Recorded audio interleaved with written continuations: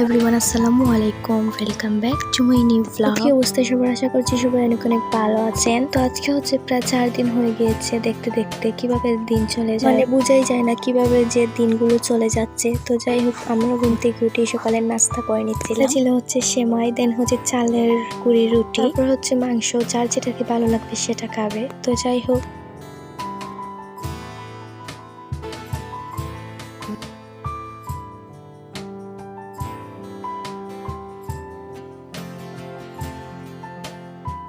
আমরা সবাই নাস্তা করে নিলাম আলহামদুলিল্লাহ। সো এখন হচ্ছে চাটা খেয়ে নেবো।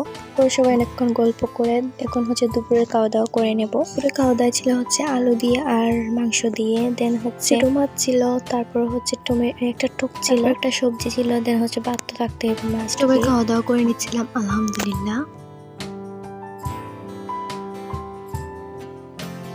তারপর খাওয়া দাওয়া শেষে সবাই মিলে অনেকক্ষণ গল্প করলাম, কিছুক্ষণ সময় ঘুমিয়েছিলাম। তারপর ঘুম থেকে উঠে দেখি আন্টি ওটির জন্য সবকিছু প্রিপারেশন নিচ্ছেন। সো আমি এখন একটু ভিডিও করলাম। আর ফুচকাগুলো বেজে রাখা হয়েছে এন্ড হচ্ছে এখন সবকিছু মিক্সড করার পালা। আপনারা ফুল ব্লগটা দেখতেই থাকেন।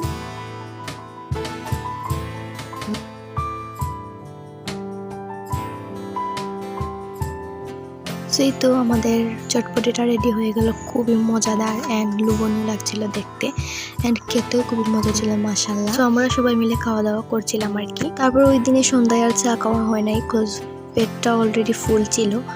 দেন হচ্ছে আমরা এখন রাতের খাওয়া দাওয়া করে নেব। খাওয়া দাওয়া ছিল হচ্ছে মাছ ভাজা, দেন হচ্ছে সবজি দিয়ে আর মাছ দিয়েছিল, দেন হচ্ছে ডিম ভাজা ছিল। আজকের ব্লগটা ছিল এই পর্যন্ত। দেখা হবে নেক্সট ব্লগগুলোতে। ততক্ষণ পর্যন্ত সবাই ভালো থাকো, সুস্থ থাকো। আল্লাহ হাফেজ।